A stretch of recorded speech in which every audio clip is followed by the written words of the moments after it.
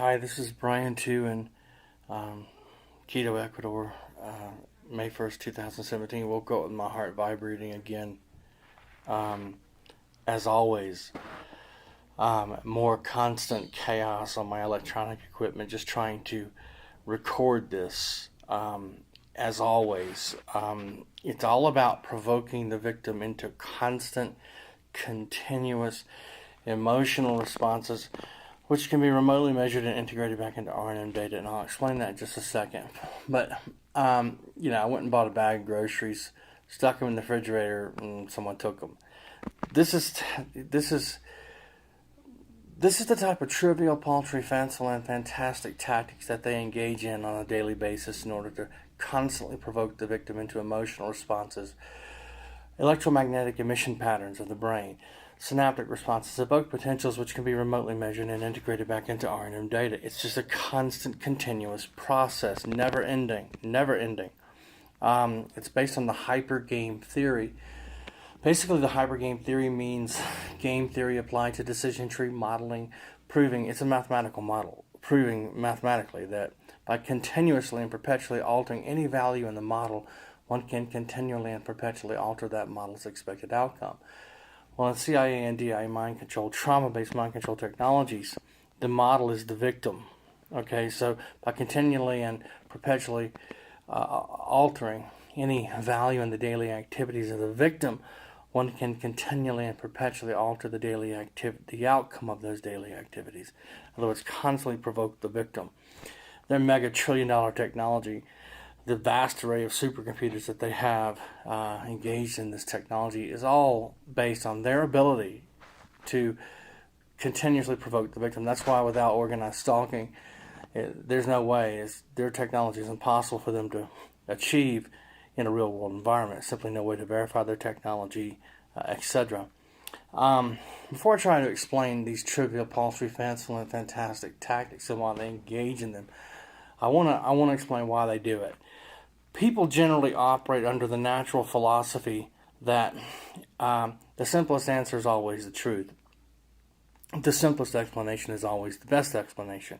And generally, to some extent, that's true, but not always. And so to make someone sound paranoid, all you have to do is come up with a sufficient, or delusional, all you have to do is come up with a sufficiently complex plan of harassment, a scheme, method of harassment and torture, etc. And the majority of people's disbelief of that event, plus the fact that they're ignorant of the technology to begin with, they don't even know it exists. All of that is sufficient to cause them to tune out, meaning not to care or act about, their disbelief of the event causes them to tune out, not to be able to care or act about it. And labeling a person as paranoid, schizophrenic, etc., which is what they do to a lot of trauma-based mind control victims. They purposely have them thrown into the mental institution to discredit them. And once that event occurs, once that happens, once that label is attached to the victim, then almost all testimony of the victim will be disbelieved from that point forward.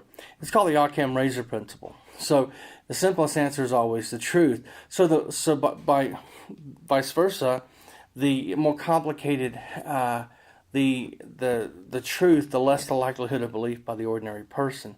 It's called the Occam razor principle. And this is one of the ways in which the government discredits their victims.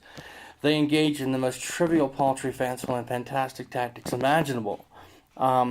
Literally.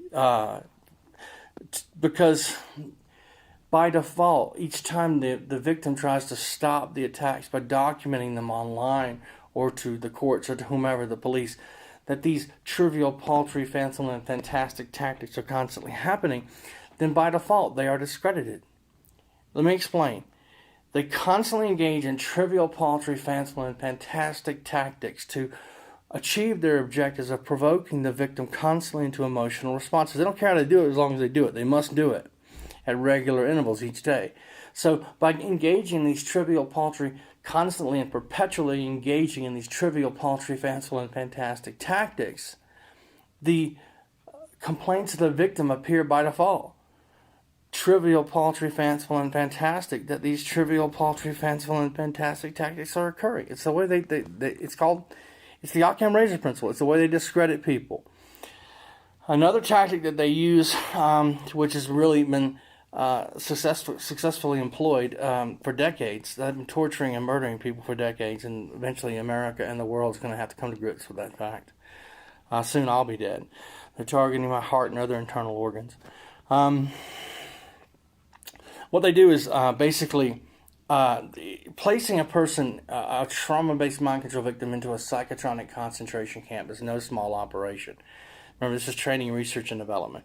Human experimentation and weapons testing, neurological weapons testing, human weapons testing, using their technology. And so they'll often have their government perpetrators. These are just nothing more than thugs, organized stalkers. They're just cyber stalkers instead of, physical stalkers. They get online, they inject themselves into the forums, they physically electronically inject themselves into the internet forums or groups, or physically inject themselves into the organizations or groups, posing as victims of this technology, because the average person's tendency is to generalize a single sample point to a whole group. Then the people that are injecting themselves, these government perpetrators injecting themselves into these organizations, the groups, the internet forums, etc., these conference calls on talk show, etc. Because listen very carefully now, this is very important, okay? Because the average person tends to attach what they understand of the technology, okay? So to generalize a single sample point, meaning one person's viewpoint, to the whole group, it's called binary thinking, okay? Then that one person can make the whole group appear delusional, schizophrenic, etc. Simply by coming up with the most trivial, paltry, fanciful, and fantastic tactics imaginable, using disinformation, lies, misinformation, half-truths, misdirection, blocking tactics, etc. It's very effective. And so they pretend to be these government perpetrators. They have 2 or 3 or more pretending to be, and they love to control the groups, like Ella and Neil Chevrier and Derek Robinson. They're control points. They're actually control points. They're controlling these groups. They're government perpetrators controlling the groups. People just don't want to accept that because they don't want to accept the truth. But again, that's not because you're a rational, logical, demand more evidence type of person. It's because people tend to attach a single sample point to a whole group. It's called binary thinking. Okay, that's what you're engaging in. You're not logical or rational. You're just engaging in binary thinking.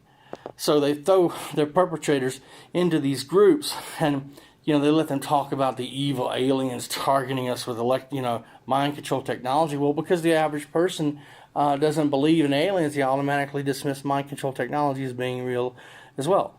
So these are, the typical non-believable topics that they engage in.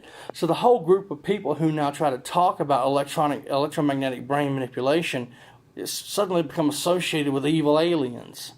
And so the whole group isn't believed, all because of that government perpetrator and the other government perpetrators. And I'm just using aliens as an example. It could be anything. Use these tactics, disinformation, misinformation, misdirection, etc., to manipulate the entire group, because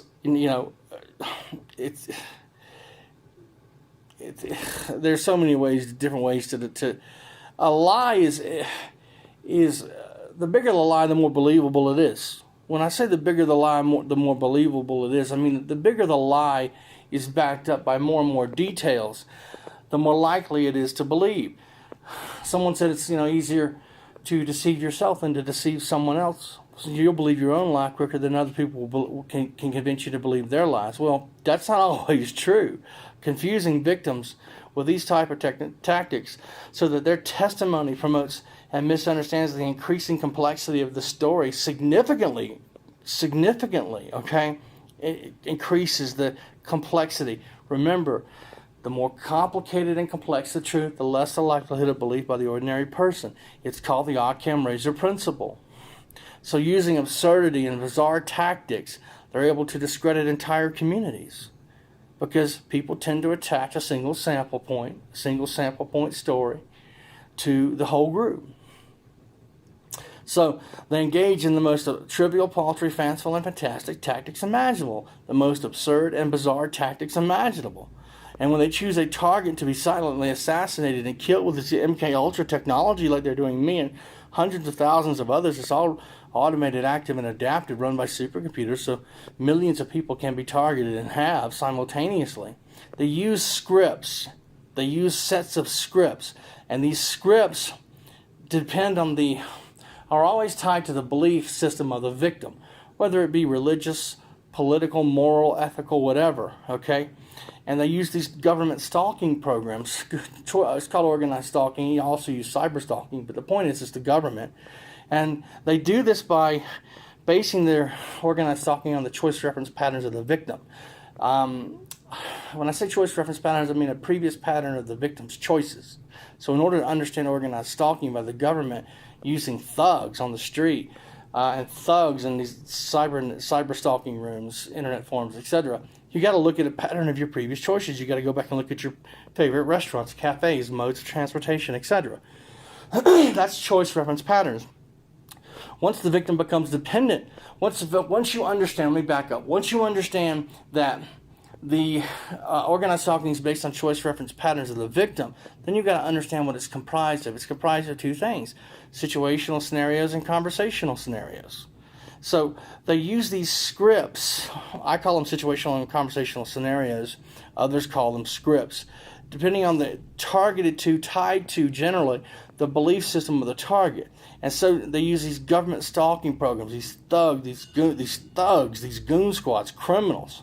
Okay, and then they flood the internet with words like conspiracy theory to brainwash ignorant people who are uneducated as to whether or not this technology exists, in order to so that the atrocities won't be believed. So it's training, research, and development. And it's not just training, research, and development in the science of it. It's training, research, and development in intimidation tactics to neutralize dissidents, activists, whistleblowers, etc. So they use these tactics. Well, they use them for a lot of reasons. They target governments like Ecuador and Bolivia, Nicaragua, Cuba, Venezuela, which are hostile or indifferent to America, and they don't even know they're targeted. They do the bidding of their American masters. They have no idea they're the ones being targeted. The second reason is they play into the society's programming, that people who think government agents are following them are crazy, discrediting the individual through slander and mudslinging, blackmail, and erratic behavior. The more trivial, paltry, fanciful, and fantastic the tactics are, then the more impossible it is for the victim to get anyone to believe him that these tactics are happening. These trivial, paltry, fanciful, and fantastic tactics are happening.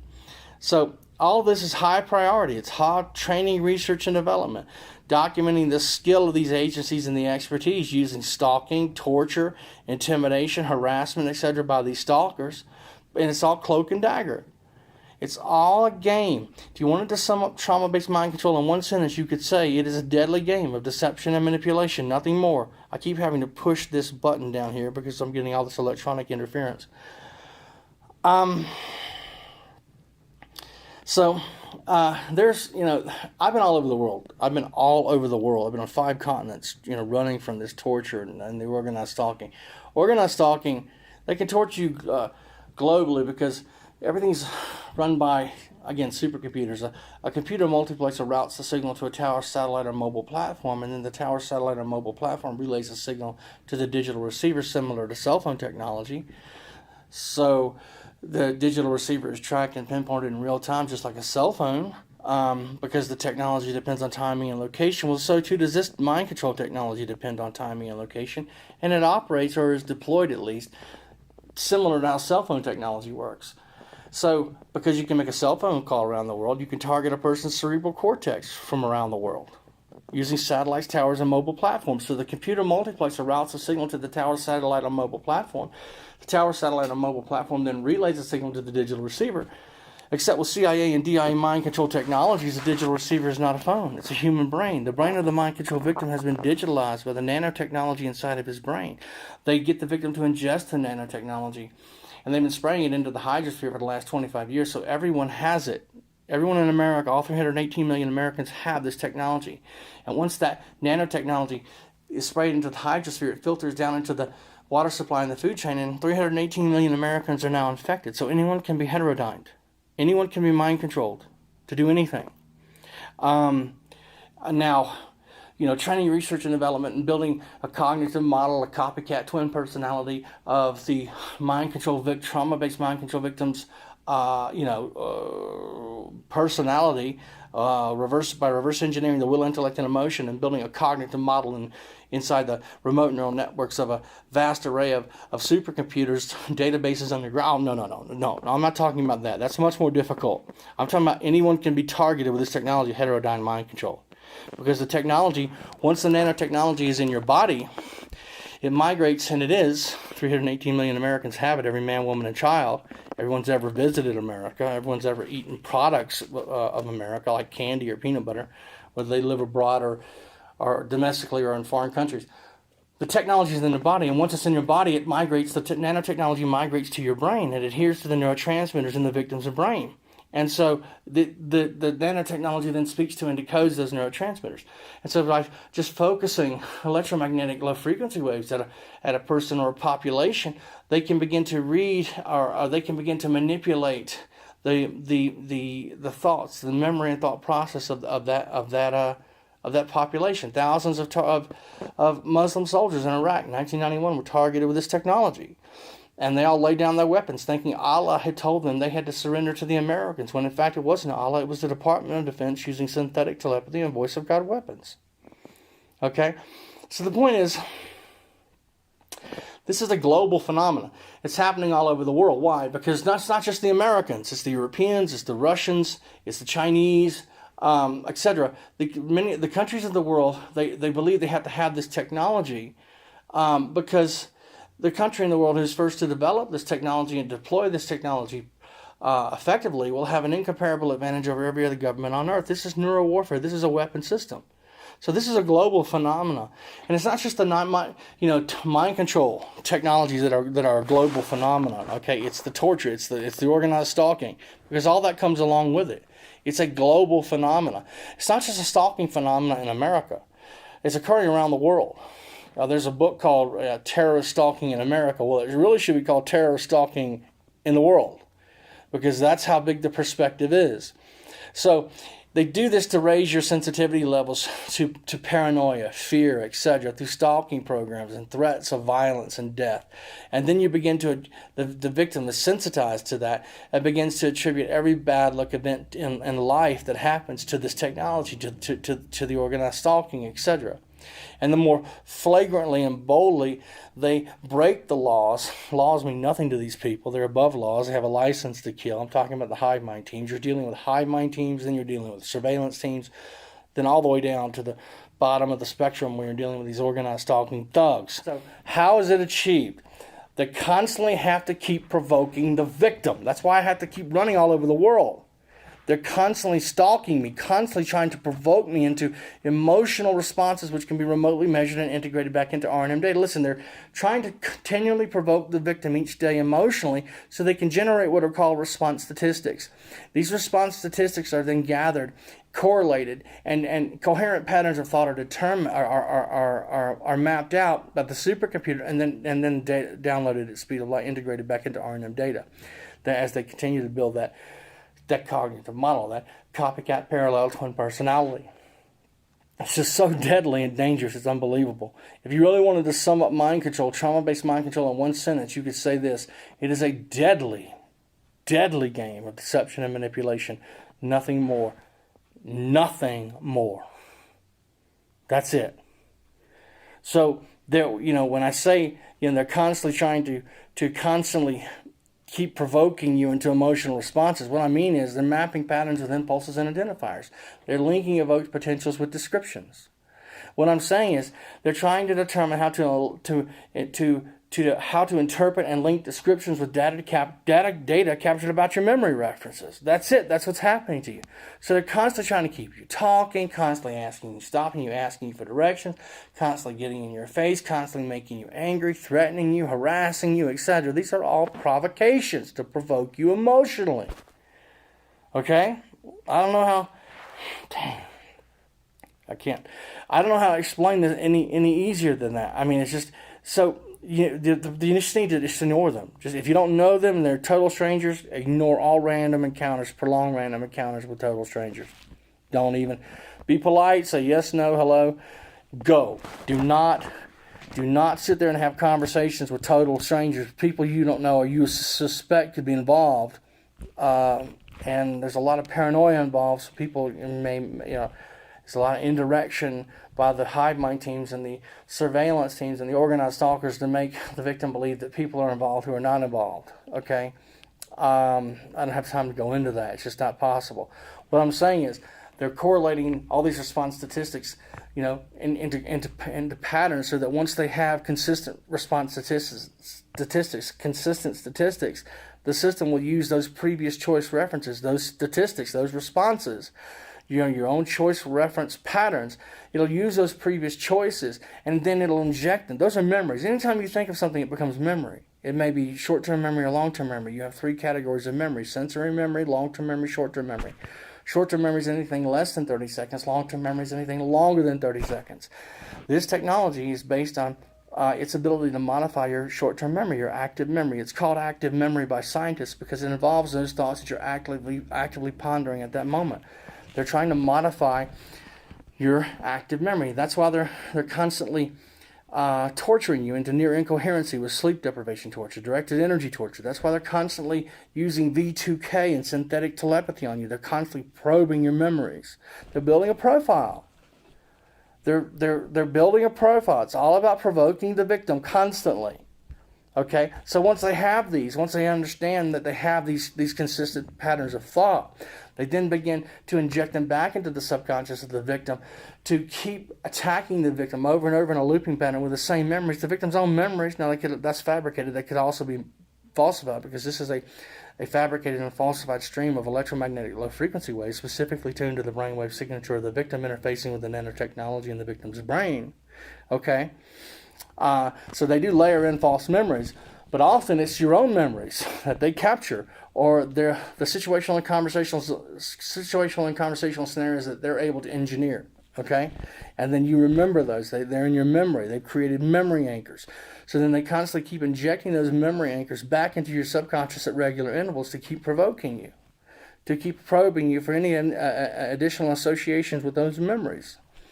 So it could be on their own situational and conversational scenarios that they engineered, or it could be your own real memories that they captured. During the silent monitoring period, the supercomputer captured memories of your childhood. Now it's injecting them back into your subconscious at regular intervals in a looping pattern to keep probing every association with that memory pattern until it's able to continue to build that cognitive model.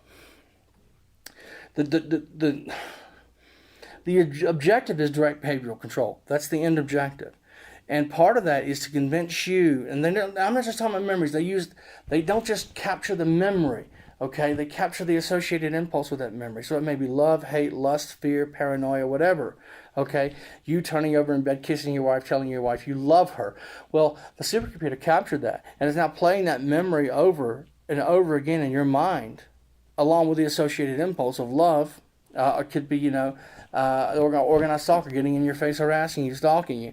Well, the supercomputer is captured that memory, and now it's playing it over and over in your mind along with the associated impulse of anger, okay, to put you in some type of action or access sequence for the purpose of verification of their technology, etc. Okay, the point is they're using impulse injections, and these are motivational impulses, so they don't force you to do anything. Now, they can, but that's not how the technology is designed to work. They don't force you. They give you the desire, okay? So you have a strong urge of desire at higher levels. That's a high-frequency attack.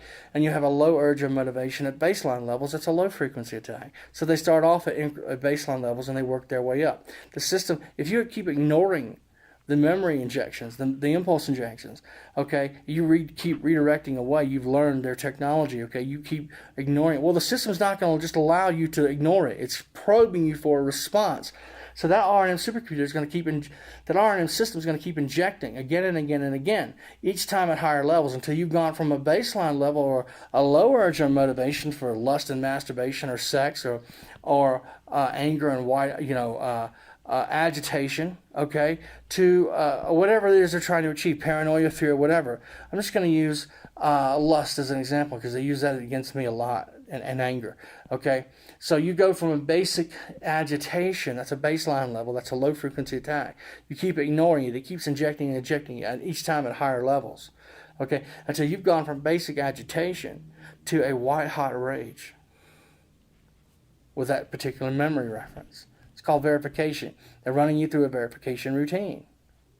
So they're trying to convince you that the responses that you're having are your own. They want you to become dependent upon the system's output, meaning the remote neural attacks, the impulse injections, so that you're no longer able to discern their artificial memory and impulse injections and memory attacks from your own normal memory and thought process. That's how they manipulate your daily motives and emotional perceptions and achieve direct behavioral control over you before the cognitive model is complete. So, again, once they see what you respond to, then that's when the situational conversation, that's when the organized stalking, the street theater begins. Okay, they once they find out whatever it is you respond to emotionally or physically or intellectually, okay, it may be a beautiful woman, it may be religion, it may be whatever, politics.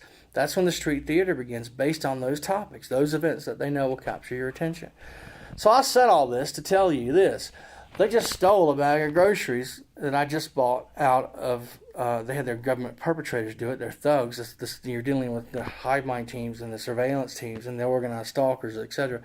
Well, they use staff at the hotels. They use their own perps to come in. But it's happened so many times, I can't, and it's done in a way that appears ordinary, common, and expected to the casual observer, so the victim is discredited simply by trying to even document that it's happening. Remember, the more trivial, paltry, fanciful, and fantastic the tactics, then by default, the more trivial, paltry, fanciful, and fantastic the complaints of the victim sound that these trivial, paltry, fanciful, and fantastic tactics are occurring. The victim is discredited, while simultaneously their goals of provoking the victim are achieved. Okay? I've had them actually go into the refrigerator and take, vegetables out of my bag and put in new fruit and vegetables, things I didn't even buy or whatever, milk or whatever. I've had them. They've stolen radio. They've stolen telephones and computers and radios and just all kinds of stuff. Okay, they torn up even more than that. They stole or destroyed 21 handheld digital cameras. I can't begin to tell you how many sets of earphones that they've destroyed. Again, it's all about constantly provoking the victim. And just even trying to complain. Try even complaining that and documenting the attacks. The victim is discredited. Try having a random rational conversation with anyone about the fact that 100 hostile strangers are following you. It's not possible, and they know that. That's why they do it. Now, those organized stalkers aren't dedicated to the targeted individual and mind control victim per se. They're dedicated to all targeted individuals and mind control victims who move through their area of operation. So you could have 50 or 100 people in that area, wherever you live, depending on the size of the neighborhood, etc., that you're in, that are plugged into the paradigm. They may not all be actively stalking you at one time, but they're all plugged into the paradigm. Now try explaining that fact to the police, especially since it's the police in every local jurisdiction in this American and global phenomenon which control the organized stalking. Organized stalking is used for a lot of reasons. Surveillance, keep the victim from defeating the technology, provoke the victim into emotional responses which can be remotely measured, discredit the victim, verify their technology, etc., etc., etc., okay? Well, who knows what it's going to be next? But the point is, they're even targeting family members of mine. My aunt and uncle in South Carolina, they're going into their house, vandalizing their property, stalking them. They even took her wedding pictures. Now, how do you explain that to anyone? The CIA stole my wedding pictures. Well, the organized stalkers aren't told anything. They're just thugs. They're criminals. Everything's highly compartmentalized. Even the police aren't told everything. They just told you're this bad person. They need to keep an eye on you. That's how they use law enforcement. The CIA and DI hide my teams hide behind law enforcement and use the law enforcement to do their dirty work. Keep constantly provoking the victim. Well, who in the hell, if this was just a one-time isolated event, I wouldn't even bother mentioning it. But it's happened so many times, it's ridiculous. So, it's just a random pattern of provocations by engaging in the most trivial, paltry, fanciful, and fantastic tactics imaginable. So the victim is discredited by even mentioning that it's happening. Okay? So other victims of my family are also targeted. And they're, going into their house, into their kitchen, eating their food. I mean, just the most crazy stuff you imagine, you could think of. All that matters is they can provoke the victim. So they again, gaslighting, mobbing, people operate off the natural philosophy that the simplest answer is always the truth. The simplest answer is always the best explanation. So by engaging in a sufficiently complex scheme or method of harassment, one can easily discredit a victim.